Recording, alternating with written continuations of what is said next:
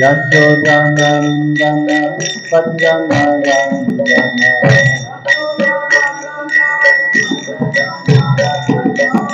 Yashodanandana Padmanarandana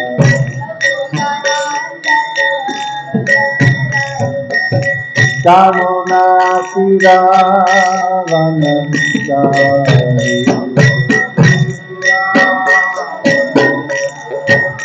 Jamuna Puravanachari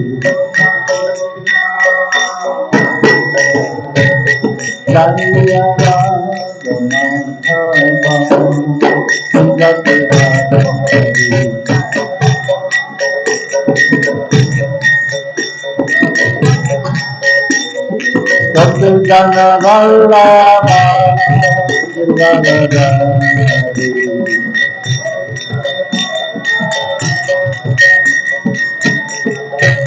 Yashodanandana Padmanarandana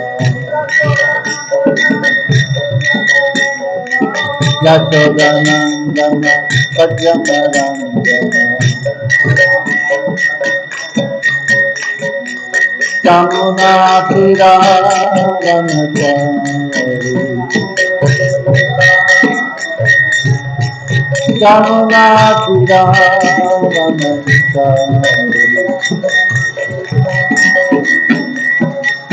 Jaya Radha Madhava Punjabi Hari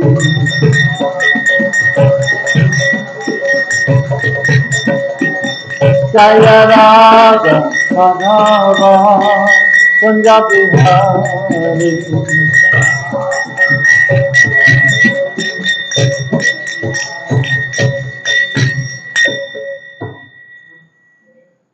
Jai Om Namo Bhagavate Vasudevaya Om Namo Bhagavate Vasudevaya Om Namo Bhagavate Vasudevaya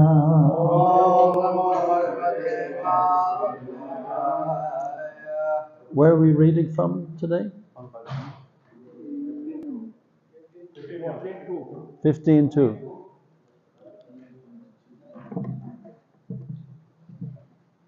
15:2. Okay.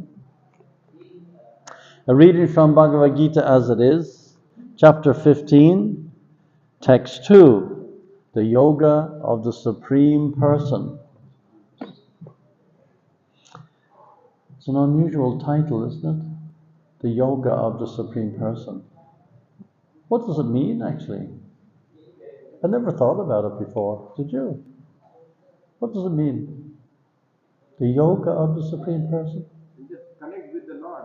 Yeah, but connect with the Lord. It's for us to connect with the Lord, not the Lord's connecting with himself. Yeah. Yoga connecting. Bhakti yoga connecting to Lord. So,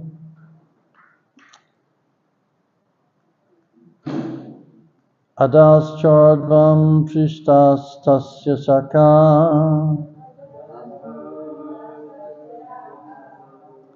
Guna Pravijada Vishaya Pravala Adhascha Mulan Yanushanta Tatani Kaman Upandini Manushya Loke Adas Chodvam Prishtas Tasya Saka Guna Pravida Vishaya Pravala Adascha Mulan Yanusantatani Kamanubandini Manusha Loke Adaschodvam Prishtas Tasya Saka Guna pravida vishaya pravala adascha mulan yanusantatani kamanu bandini manushaloke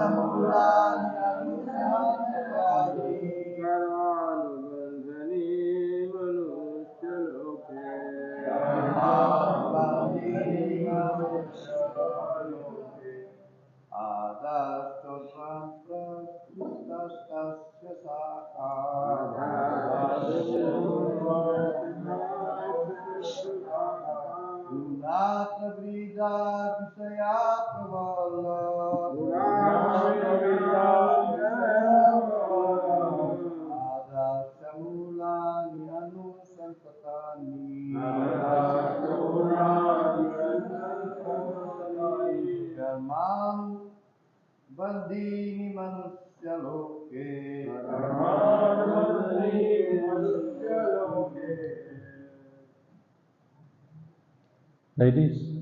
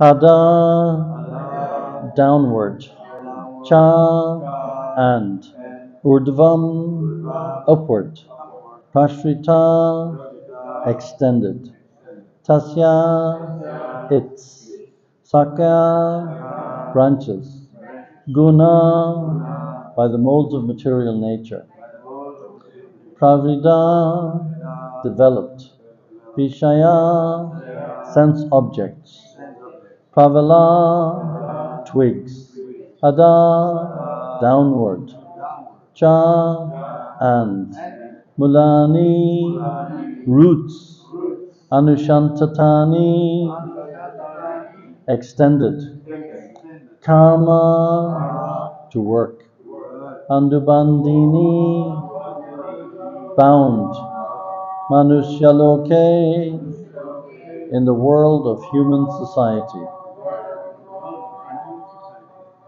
Translation. The branches of this tree extend downward and upward, nourished by the three modes of material nature. The twigs are the objects of the senses. This tree also has roots going down, and these are bound to the fruit of actions of human society. Please repeat. The branches of this tree extend downward and upward, nourished by the three modes of material nature. The twigs are the objects of the senses. This tree also has roots going down, and these are bound to the fruit of actions of human society. Purport by His Divine Grace, A.C. Bhaktivedanta Swami Srila Prabhupada. The description of the banyan tree is further explained here. Its branches spread in all directions. In the lower parts, there are variegated manifestations of living entities, human beings, animals, horses, cows, dogs, cats, etc.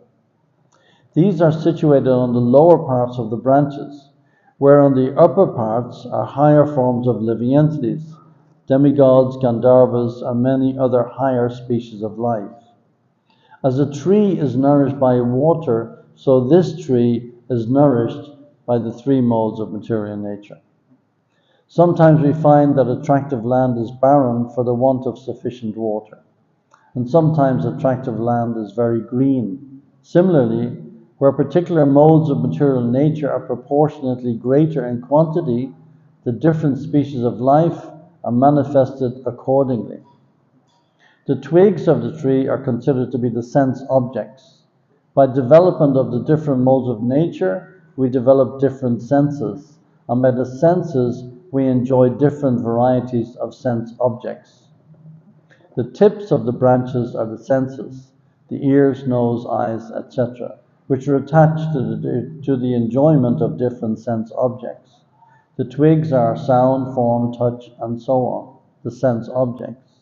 The subsidiary roots are attachments and aversions, which are byproducts of different varieties of suffering and sense enjoyment. The tendency toward piety and impiety are considered to develop from these secondary roots which spread in all directions. The real root is from Brahmaloka, and the other roots are in the human planetary systems. After one enjoys the results of virtuous activities in the upper planetary systems, he comes down to this earth and renews his karma or fruit of activities for promotion. This planet of human beings is considered the field of activities. Om Jnana Timirandasya Gnana Shalakaya Chaksharan Militam Jena Tasmai Shri Gurave Namaha. I was born in the darkness of ignorance, and my spiritual master forced open my eyes with the torchlight of knowledge. I offer my respectful obeisances unto him. So again, the continuation that Krishna is using of the analogy of the banyan tree, which is upside down, or appears to be upside down, like a reflection in the water. It's interesting that Prabhupada is mentioning in the last line that the planet of human beings is considered the field of activities. And he's also describing how in the upper planetary systems, when we have inhabited the upper planetary systems through various different species of life, then when our good karma has expired, then we come back down again to the earth planet. Similarly, when our bad karma has expired, then we leave the hellish planets and then come back again to earth. It's only on earth we incur karma, where we enjoy, or we are forced to suffer in future births. It's interesting how there's a huge difference between the idea propounded in this relationship. Of course, the idea of karma is there in all the Abrahamic scriptures also, just like it is very much elaborated on in the Vedic scriptures. But of course, the concept of God is quite narrow in the Abrahamic scriptures. God is an old man sitting up in the clouds, and he's either rewarding somebody or he's punishing somebody. But the difference is the reward is eternal and the punishment is also eternal. So it's a very strange idea that God, who is the father of mankind, and that is recognized in all the scriptures, God, who is the father of mankind, would cause his children to suffer eternally for the sins that were incurred in one lifetime. And the idea that the soul is inhabiting the body only in this body, and the soul only inhabits the human form of body. It doesn't inhabit this form of the animal, or the birds, or the bees, or the fish, or anything. Whereas Krishna says, I am the seed-giving father of all living entities. So it's a very broad concept of the idea of the soul. We don't have a soul. We are a soul. We have a body. Whereas the other scriptures, they have this bodily concept of life, that everything is surrounded with the body. And at the end of life, at the dissolution of the universe, then all the bodies that are buried, they rise up from the grave, and somehow or other they manifest this spiritual form, and they all live happily ever after, doing what? It is not described, because there's no concept of a personal God. It simply doesn't exist. So here, this purport, Prabhupada is explaining how we are controlled by our senses. We're controlled by the material modes of nature. And different countries, we can see, they manifest different modes according to the mood in that country. The word mood is coming from the word mode. So there's goodness, passion, and ignorance. And the goodness and the passion and the ignorance, it is contained within all of us. And we manifest according to the more predominant mood that is there prominent in our consciousness. We can see, for example, the mood of the Wazungu, for the most part, is passion. The Wazungu, he expanded his philosophy, he expanded his religion, Christianity, practically speaking, all over the world. Practically speaking, the white man conquered the world. That's why, unfortunately, in most third world countries, people consider the white man still to be an object of desire. Everybody wants to go to the West. Everybody wants to go to London. Every time we go to the beach, can you take me to London? Can you take me to Belgium? We got that today also on the beach. Every time, everywhere we go. Can you get me a visa? Can you get me a green card? This is the idea. People imagine that the white man, but the white man is completely and totally, at best, in the mode of passion. For the most part, in the tamasic mode. From the point of view of the Vedic scriptures, the white man is the most tamasic. Whereas in countries like Kenya and Africa, for the most part, people are in the mode of goodness. People have a belief in God. That may not be developed in terms of the consciousness of the spirit soul and the consciousness of the eternality of the soul, but for the most part, we can say Africans believe in God. It's the opposite in Europe, completely the opposite. And Prabhupada used to say that about America also. Prabhupada started, particularly on the West Coast, Prabhupada started opening temples that were formerly churches. Our big temple in Los Angeles, in Watseka Avenue, where the BBT is based, and Prabhupada spent a lot of time there. Outside of India, Prabhupada spent the most time in Los Angeles. That's a former church. San Diego is a former church. San Francisco is a former church. Well, all these places, if we see it, they're all named after saints. San Francisco, Saint Francis. San Diego. Los Angeles. Los Angeles means what? The city of the angels. So everything is centered around religion. They have it on their coin, on their dollar note, in God we trust. But Prabhupada said it's a false proclamation because they don't trust in God. They trust in the dollar. They trust in their leaders who are completely and totally misleading them and taking it. Blind man is leading the blind man. They both fall into the ditch. So it's all there in theory only, but there's absolutely nothing in practice. It's a completely demoniac society. It started off as the reason that America was populated to the extent that it was because people wanted to escape the suppression of religion in the British Isles. So they escaped. They were the original inhabitants of New England. It's called New England. all those states around Boston, Massachusetts and Maine and they're all called New England. Why are they called that? Because they all came from England. New York. It's named after York, which is the capital city of Yorkshire, which is a very famous Christian-centered population in ancient times. So the Yorkshire Minster was built in the 12th century. So, but when they went to the West, all they did was just kill everybody that they came in touch with.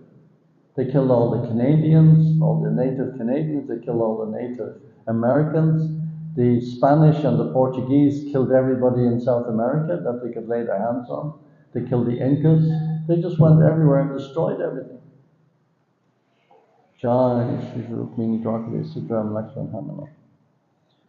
So the modes of nature, they interact in so many different ways. Prabhupada says the 3 modes of material nature, multiply that by 3, you get 9, 9 times 9, 81, and so on and so forth. So they interact with so many, and they manifest at certain times according to our guna and karma. Janma karma chame divyam. So everything is based on our karma. And we can rise above the whole cycle of samsara and the cycle of karma and suffering and enjoying, whether we're in the heavenly planets or the hellish planets. It's really irrelevant as long as we're on the spiritual platform. But as soon as we identify with the senses, as soon as we allow the senses to identify and to control us, just like Srila Bhaktisiddhanta Maharaj, he said in the morning we should beat the mind with a shoe, and in the evening beat the mind with a stick. So we should not allow ourselves to be controlled by our mind. We should be in control of everything, but we're not. We allow our senses to dictate the direction in which we're going to go. Vacho vegam, manasa krodha vegam. If one can control the tongue, he can control everything. He is fit to be a spiritual master for the whole world, just by controlling the tongue. So we don't allow ourselves to be controlled by the senses and to be dictated to by the senses. So Prabhupada is saying here, the twigs of the tree are considered to be the sense objects. By development of the different modes of nature, we develop different senses, and by the senses we enjoy different varieties of sense objects. The twigs are sound, form and touch and so on, the sense objects. The subsidiary roots are attachments and aversion. So attachment and aversion, 2 sides of the same coin. You can be attached to something, you can be averse to something. But it's just based, practically speaking, on the way the mind sees it. But from the point of view of the spiritual life, there's no difference. Attachment and aversion is the same thing. It's all material. The tendencies towards piety and impiety are considered to develop from these secondary roots which spread in all directions. The real root is from Brahmalok, and the other roots are in the human planetary systems. After one enjoys the results of fruitive activities in the upper planetary systems, he comes down to this earth and renews his karma. So, it is said, Prabhupada in a purport, Prabhupada says in one purport in Chaitanya Charitamrita, the demigods are queuing to take birth on the earth. Queuing to take birth on the earth. Because it's only on the earth planet where we encounter this Sankirtan movement. So we are in such a fortunate position. We can get out of this cycle completely, totally, once and for all. No more birth, no more death, no more disease, no more old age. Simply by surrendering to the process, to the Sankirtan Yajna of Harinam, Harinam, Harinam Eva Kevalam. So this is our gift that's been given to us, yes, by Lord Chaitanya Mahaprabhu, without a doubt. But ultimately, we owe this great, great, great gift. We owe this debt of gratitude to Srila Prabhupada. Without Srila Prabhupada coming, Lord Chaitanya, he spread the mission, he spread the word, he spread the glories of the Sankirtan movement all over the subcontinent of India, throughout the length and breadth of India. Prabhupada spread it throughout the world. Prabhupada is the Shaktavesha avatar. Without Prabhupada, we'd be nowhere. This temple wouldn't be here. Nairobi wouldn't be there. None of these temples would exist. And yet, Hare Krishna is a household name. Everywhere we go, all over the world. I remember when I joined, and shortly after I joined in Dublin, I was transferred to London. We had just opened Soho Street, the Soho Street Temple, downtown London. And as a student, I used to run a French bistro just to make a little money for my studies. And so word got back to the GBC at the time that I used to run a French restaurant when I was a student. So we just opened Soho Street. So I was brought over from Dublin to run the restaurant in London. At that time it wasn't called Govinda's. We used to call it Healthy, Wealthy and Wise. So because of that, then when I got to London, of course we would go out chanting on the streets every day. And every single day we would be arrested. And every single day we'd be brought to the cell, and we'd be brought to the court, and we'd be fined 50 or 100 pounds. 45 or more years ago, that was a lot of money. That was practically the whole budget for the temple, gone, simply by exercising the Yuga Dharma. And this is in London, the so-called democracy, the mother of all parliaments, where freedom of expression, freedom of religion, freedom of speech, all these things are guaranteed in their so-called constitutions. But we weren't allowed to chant on the streets of London. We were arrested for disturbing the peace. So that till one day we were brought before the judge, and it was a Hindu judge. And he said, "What are these people doing in my court?" Justice Patel. He was looking, what are these people doing in my court? And he dismissed, and he warned the head of police, "I don't want to see these people in my court again, or you'll be in the cell." And from then on, we weren't touched. Nobody would touch us. And it was the same in Dublin. In Dublin, we were arrested daily because the Catholic Church was against the propagation of the holy names of the Lord. Even though it's written in the scriptures, "Our Father who art in heaven, hallowed be thy name." Jesus says, "Where two or three are gathered in my name, there is the Lord amongst them." So everywhere we go, we had a fight, we had a struggle. Prabhupada had to fight and struggle in New York. The devotees were arrested, and we were charged by the anti-cult movement. We were called a cult because we were charged in the Supreme Court in the state of New York. We were charged with brainwashing people, like the Moonies. They were very prominent at the time. And of course, there were all kinds of. There was Rajneesh, and there was Divine Light Mission, and all these other bogus Indian swamis were coming, and we were lumped in with all the same people. Yes, Maharishi Mahesh Yogi, and all these guys. So we were all lumped in together. Prabhupada sent the devotees into the court every day, and Prabhupada directed them what to say. "You say this." So they go to the court, and the judge was astonished. And the next day, it went on for 3 weeks, this court case, in the Supreme Court in the state of New York. Prabhupada knew if we defeated the court in New York, none of the other states would touch us. The same when we went out into the airport to distribute books, or we went out on the street, or we went out into the malls to distribute books. We were immediately arrested, many times beaten up. So many devotees were thrown in the cell, beaten up, because people just didn't understand what was going on. And the establishment churches, like the Catholic Church and the Jewish synagogues, they saw this is a danger, this is a threat to us, it's a threat to the established religion. So the devotees had a big struggle.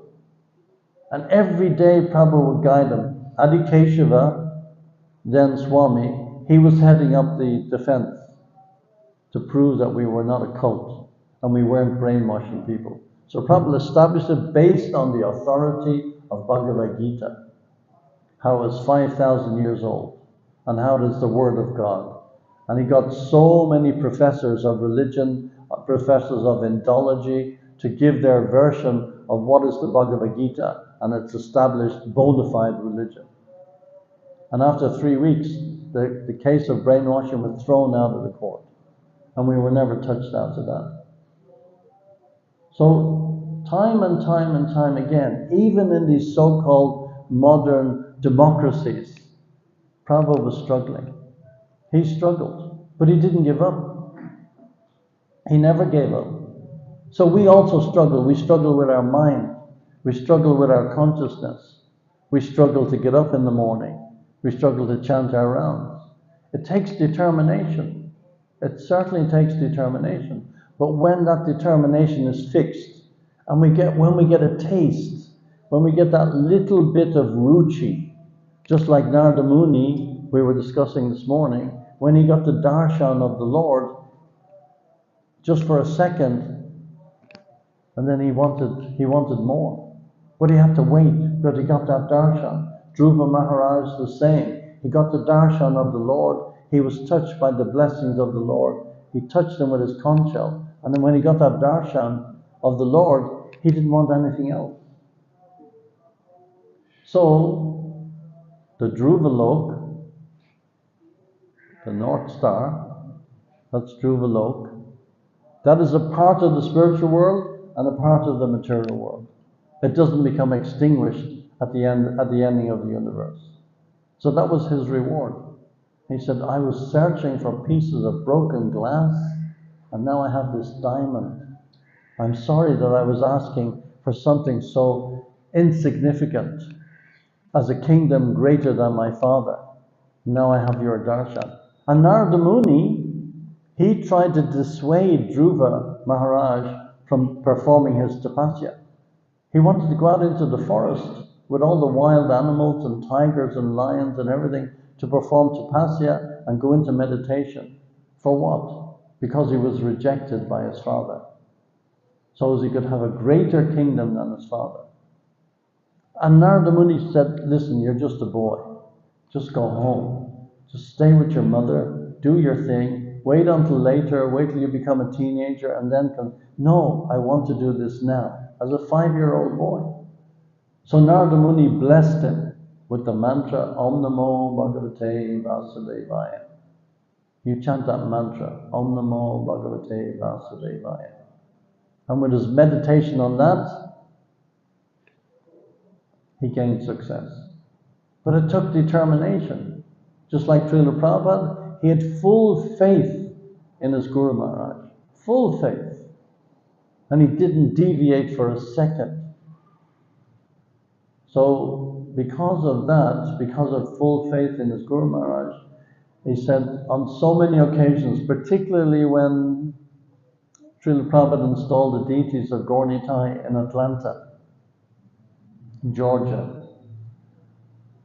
And when he installed the deities, Prabhupada said, now Gaur Nitai have come here to this God-forsaken place, Atlanta, Georgia. I don't know if you've ever been there. I've been there. It really is a God-forsaken place. And it's in the deep south, very strong accents. And Prabhupada said, Gaur Nitai, they have come here. Big, big Gaur Nitai, as big as Rukmini Dwarkadi. And Prabhupada installed me. He said, now the two transcendental brothers, they've come here. You take care of them. They will take care of you. And Prabhupada started crying profusely. He said, the mercy of the Lord has come here. Prabhupada was floods of tears. He flooded the whole temple room with his tears. Because the Lord has come to this place. And he said, my Guru Maharaj has sent all you boys and girls to assist me in my mission. Without your assistance, what could I do? I'm an old man. Of course, everything is being done by Srila Prabhupada. But Prabhupada was giving us that mercy. He was giving us the encouragement that carry on, regardless whether I'm around, whether I'm here, whether I'm not here, everything is in the books. I've invested everything in the books. So just carry on. So we have to overcome these senses, overcome the forces of material energy, and overcome the three modes of material nature and rise above it. And we can only do that with the mercy of the Guru. We can only do that with Prabhupada's mercy. There was one time I had a visitor from America actually, and I was based in Kisumu at the time. So he wanted to do a little tour of Uganda and go and see if he could encourage the life members there to develop. Uganda was a bit dormant. So I said, okay, we can go to Uganda. So I borrowed Pundarik's car, little Toyota. We went to Uganda, we did a few programs in Kampala and Jinja, and made a few life members and so on and so forth. And then while we were in Uganda, he said, well, why don't we go to the Congo? I said, what? Go to the Congo? I said, well, Bhutto was in charge at the time. It's a crazy place. I said, okay, maybe. So we crossed the border into the Congo. And while we crossed the border, the first night we were in Goma, and there was a coup. Overnight there was a coup. So they closed the Ugandan border. So we couldn't get back into Uganda to go back to Kenya. So now what do we do? So we made our way towards the border of Rwanda to escape into Rwanda and then into Tanzania and then back from Tanzania back into Kenya. So we drove all the way around the lake, the whole way around the lake with this tiny little car. I couldn't believe what we were doing. Krishna arranged it. So when we were making our way from Goma to the Rwandan border to try and escape this madness of these crazy drunken soldiers everywhere, when we left Goma, some life members had cooked some samosas and kachoris for us to take a little lunch to help us on our way. And we came across this river, nice little scene where we were sitting and just enjoying our samosas, and out of the blue, these pygmy people came. I'd never seen pygmies before. It was in the middle of the jungle. And they were all dressed in paint, and they're in war gear with feathers and everything in their hair, and carrying spears, bows and arrows, and they surrounded our car. I was thinking, oh my God, what a place to die. In the middle of, my mother will never know where I went, what happened to me, my family. What am I going to do? And they threw their spears in a circle around the car, and just in unison they all said, Hare Krishna! Wow. I was like, I nearly had a heart attack from the sound of Hare Krishna coming from this unlikely source. What's going on? And one of them, they spoke they didn't speak a real language, they spoke like a click kind of a tongue sort of language. But one of them spoke a bit of Swahili, a little bit, broken Swahili. So with my broken Swahili and his broken Swahili, you found that they had been at an international conference in Nairobi some years before, and they'd seen Brahmananda on the streets of Nairobi chanting Hare Krishna. And they had remembered.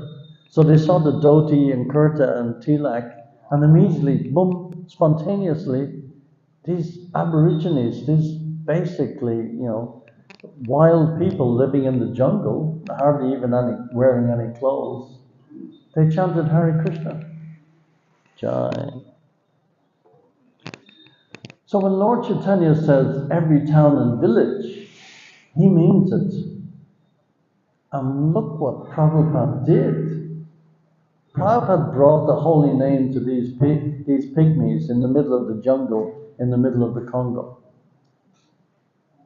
Absolutely incredible. And every devotee will tell you, not only me, every devotee, they've all had encounters like that, where the holy name has reached to places that you couldn't even imagine. Of course, we're quite close to the beach here, but every time Amita Prabhu and me, we've gone down to the beach twice this week, and everywhere we go, people say, Hare Krishna, Hare Krishna, Hare Krishna. When you come out of the water, there's no tilak or anything, but still they know Hare Krishna. Go in the forest, Yes. It's like, it's just incredible. Look at what Prabhupada has done. And these are people who are on the periphery. They're on the outside of this movement. We're actually right in the inner circle. Look at the benefit that we're getting from this. It's absolutely astonishing. So even if we're to some extent conditioned by the modes of material nature, we're in perfectly placed position to rise way above that, and go completely on the transcendental position. In 1956, I think it was 55 or 56, Srila Prabhupada wrote, long before he came to the West, he wrote that book, Easy Journey to Other Planets. If you want to go anywhere in the universe, anywhere, you chant a particular mantra, it will take you there. Easy journey to other planets. You don't need a Sputnik. Prabhupada used to call the spaceship Sputnik, because the Russians were the first to go up into space. Long before the Americans, they sent a man into space, Yuri Gagarin. And the Americans had to catch up, because the Russians were way ahead of them. And in many ways, still way ahead of them. But Prabhupada called it Sputnik. He said that even if you want to with your Sputnik, you can't go to Mars or Neptune or Venus or anywhere. He said if you want, you can even travel to the sun. There are living entities living on the sun. Surya, he lives on the sun. He's the sun god. This is inconceivable to the vast majority of people on the planet, that there are living entities living on the sun. There are living entities living on the moon. Somaras. Where does somaras come from? The vegetables are given all the taste. If that taste is coming from the moon. The tide from the ocean down here, just down the road, that is coming from the moon. The menstrual cycle is controlled by the moon. The mind is controlled by the moon. Where do we get the expression lunatic? So people say, oh no, the planets have no influence. All the planets have influence. But there's no knowledge of this in Western civilization. They fall far short. Yes, they have some idea of God, and there's some degree of piety. But there's so much missing. That is our job now, to give it to those people who are inhabiting these places. That's what's missing. Prabhupada always said it. The only thing missing is Krishna. Just do whatever you're doing. Carry on whatever you're doing in your life. You're a student, you're a businessman, you're a laborer, you're a mechanic, whatever the case may be, just add that one, Krishna. So many zeros add up to zero. Add the one Krishna, then there is value. So we don't allow ourselves to be controlled by the forces of illusion. We don't want to be like the vast majority of the people on the planet who are completely in collusion with the forces of illusion. I'm a poet, I know it, hope I don't blow it. So, you have a question, please. Prabhuji, you said a few words, and for me this has been repeated. Attachment and aversion is both material. Yes. I understand attachment very well. Anything, you don't want to be attached, you want to detach slowly as you go. Yes. Aversion, what I understand, and you will correct me, is, for example, a wrong habit. My understanding is that a wrong habit. So, for example, the four regulative principles. Okay? My understanding is we are averting them. We are in the level of aversion for them from them. So, is that correct thinking, or am I thinking wrong? Yes. Prabhupada used to give the example of the brahmachari. The brahmachari who's somehow or other still holding some attachment for women. He may be dressed in saffron, maybe a sannyasi, and but still there is some attachment. So he, in order to avoid that attachment increasing, he becomes averse to women. We used to get that in the early days, when especially when I joined. And I must say, I was a part of that mentality. We wouldn't even look at a woman. You know, keep your eyes away from a woman. I mean, women are everywhere. You know, how can you? So that aversion to even considering the form of, that is a form of attachment. So aversion and attachment, the two, Prabhupada used to say, two sides of the same coin. So hatred and attachment are both same thing. same thing. There's no difference. Like the rich man, he wants to hold on to his wealth. The poor man wants to be wealthy. They're both dreaming of money. One of them has money, the other one wants it. The other one is in anxiety how to keep the money, and the other one is in anxiety how to get the money. But the anxiety is the same. It doesn't change the anxiety. So we want to rise above the anxiety level. We want to be on the Vaikuntha level, without anxiety of any kind. No attachment, no rejection.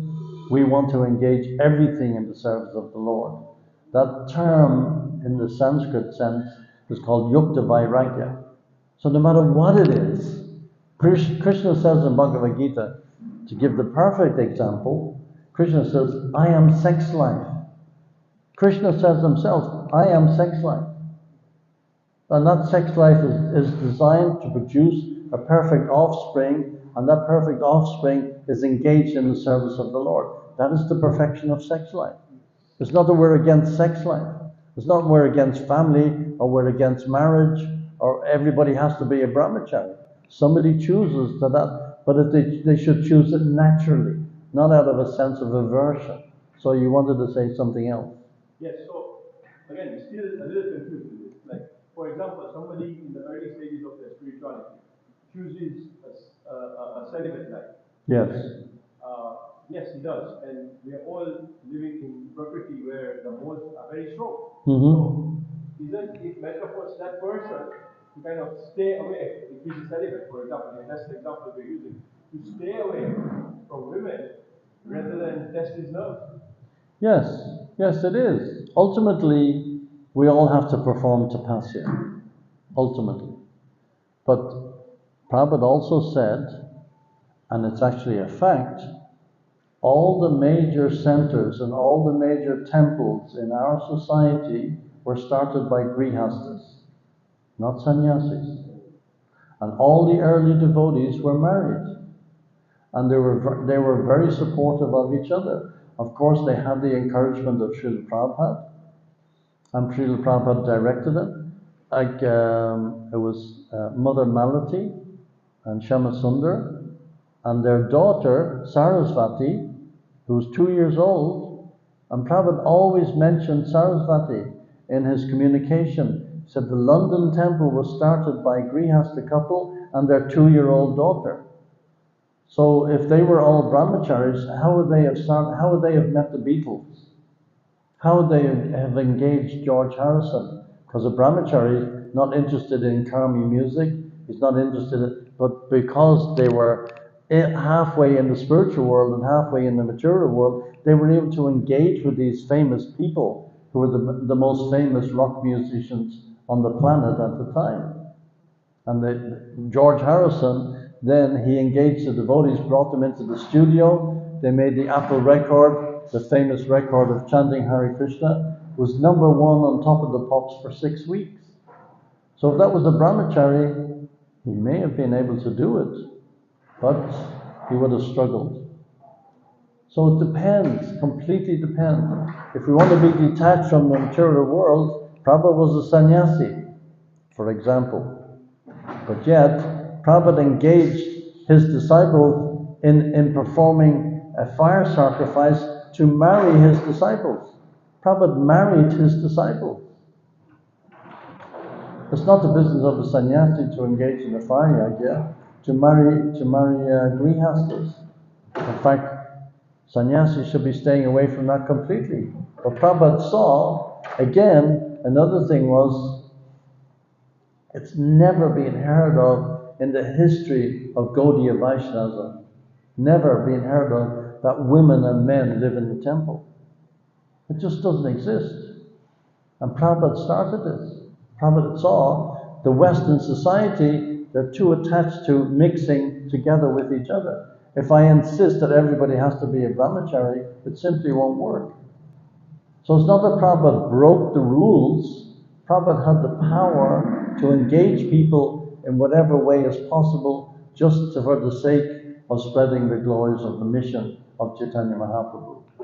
Again, Prabhupada gave Brahman initiation to ladies. This is unheard of. Ladies don't get Brahman initiation. Prabhupada only gave Brahman to the men in the first few years. And then the ladies, they were disappointed. So people were talking.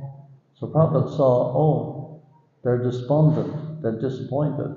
So then Prabhupada said, okay, I'll give the ladies the Gayatri mantra, but not a thread.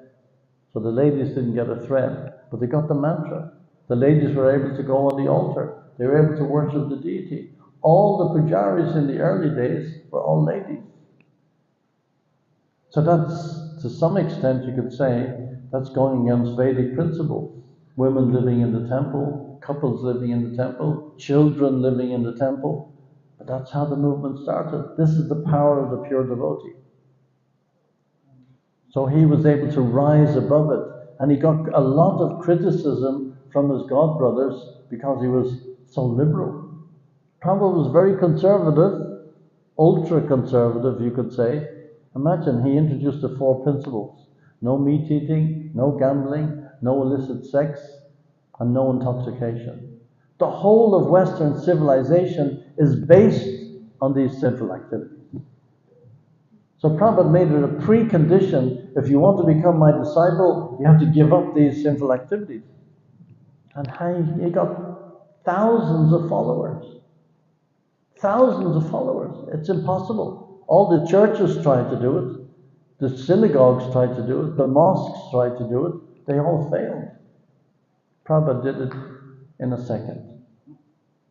So, yes, rules and regulations are there for a purpose. But actually we have to see what are the objections of the rules and regulations. What are we aiming for? We're aiming for love of God. So sometimes, if we're preaching to someone and we want to engage that person in the service of Krishna, or we just want to teach somebody about the aspects of Krishna consciousness that can benefit their lives, we don't first of all start off by telling them, well, the rules and regulations say this and this and this, and you have to follow this, and you have to go to Mangalarti, and you have to chant. It doesn't work. It doesn't work. In like a needle, out like a plow. So we engage people to the best of their ability. So Prabhupada saw our ability was very, very small when Prabhupada started this movement. But gradually it grew and grew and grew. And the more people got to love Prabhupada, the more he reciprocated with that love, then the more knowledge he gave, and the more insight he gave, and the more realization we gained from this love that Prabhupada was sharing. Prabhupada loved Krishna. Prabhupada was aware of Krishna 24 hours a day, and he shared that with us. So it's our obligation to share that love with others and give it to the best of our ability. Yes, the rules and regulations are there. That's a fact. And obviously, it's best if everybody tries to observe the 4 regulative principles. But if somebody, for example, somebody has said, well, I can do 3.5 of the principles, but I can't stop drinking tea. Are they condemned to never become a devotee? Prabhupada used to see his disciples. Shama Sundar, he carved the first Jagannath deities in San Francisco. The first. Prabhupada said we should have a Rath Yatra. Malati, she went out shopping one day to buy some boga for the temple.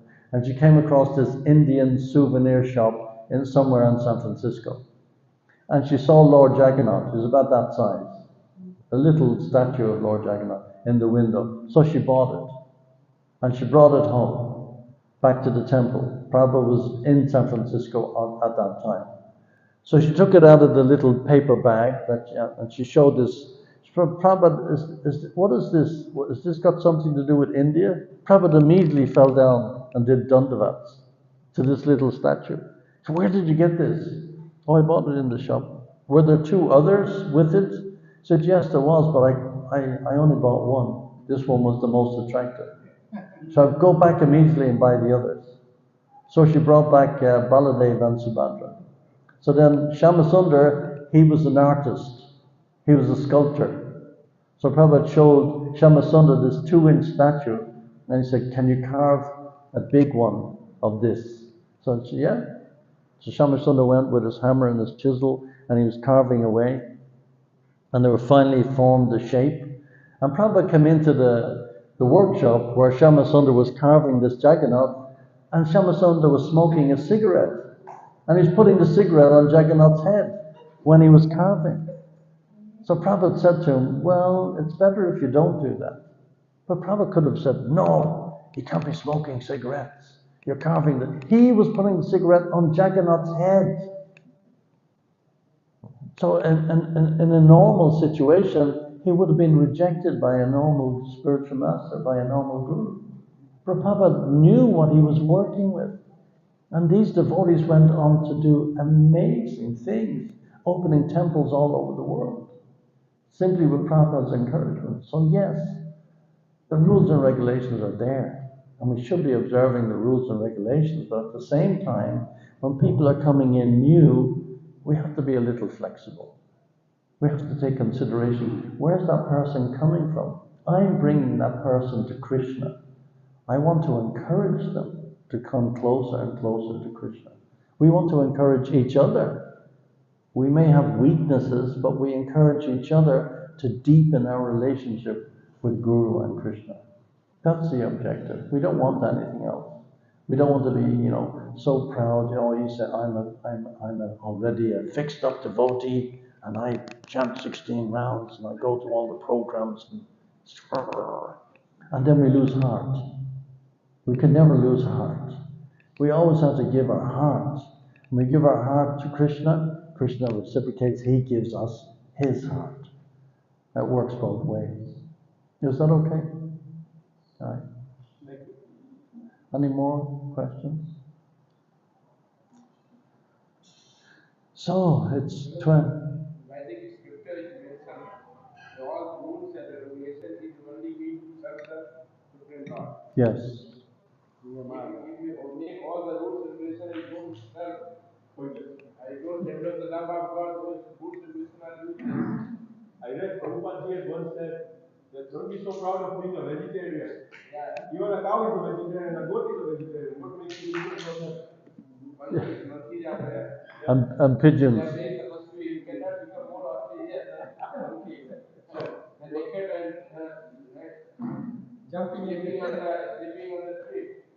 Actually, Prabhuji, you'll be very surprised that there's a huge group of people whose spirituality, according to them, is them being a vegetarian. Yes. Okay, great, you're a Yes. vegetarian, excellent. Yes. But then, what's the direction? What direction are you putting that vegetarianism to? Pigeon are vegetarian. Yeah. It's a start. It's a start. Yeah, definitely it's a start. And should be encouraged without a doubt. But then again, add Krishna. Exactly. So that's what's missing. And Yes. their spirituality is the vegetarian. Yes. They Yeah. make the vegetarianism their spirituality. Yeah. At least there's some compassion there for the animals. And spiritual life starts with compassion. And the ultimate in compassionate nature was Srila Prabhupada. He gave us everything. So because of his compassion for the fallen conditioned souls, we have an opportunity to be saved from the cycle of samsara. So, Jai, all glories to Srila Prabhupada. Hare Krishna.